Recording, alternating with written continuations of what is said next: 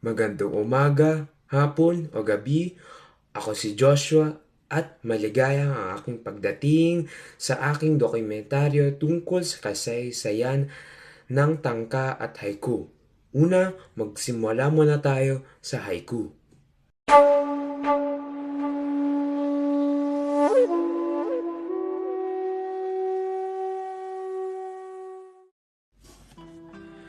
Simulan natin ang kasaysayan ng haiku.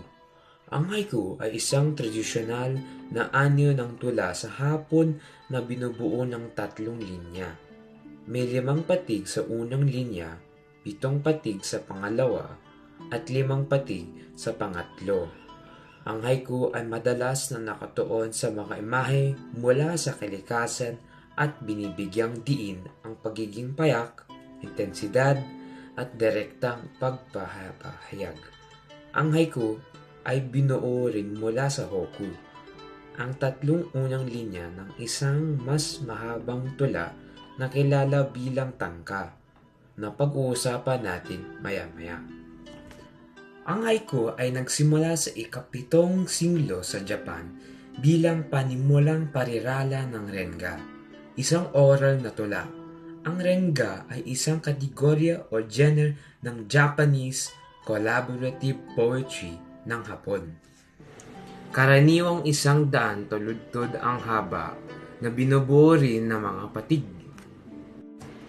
Ang mas maikling na haiku ay humiwalay sa renga noong ika-16 sa siglo at pinagkadalubhasan ni Matsubashu na sumulat ng klasiko na haiku. Tawag nito ay an old poem. Si Matsubashu, ang pinakadakilang makata ng haiku sa Hapon, ay tumulong ng malaki sa pagpapayaman ng anyo ng haiku at ginawa itong isang tinanggap na daliwan ng artistikong pagpapahayag. Isa sa mga halimbawa ng mga gawa ni Matsubashu sa mga tula ng haiku ay The Narrow Road to the Deep North, ay isang itong travel writing na ginawa niya. Ipakita namin sa iyo ang isang saknun mula sa koleksyon ng mga tula na ito. Spring is passing, the birds cry, and the fish's eyes are with tears. Ang linyang Spring is passing ay kumakatawan sa panloob na paghihiwalay, ibig sabihin kamantayan. Ang mga ibon at ang isda ay kumakatawan kay Basho at ang kanyang mga kaibigan. Dami pala yun.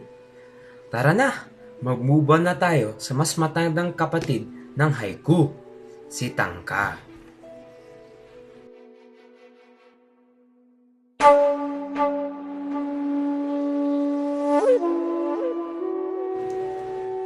Tangka na ibig sabihin ay maikling awit or short song in English. Ang tangka ay naghahati sa 5 linya. Ang una ay may 5 patig. Ang ikawalang linya ay may 7 patig. Ang ikatlong linya ay may 5 pantig. Ang ika-4 na linya ay may 7 patig.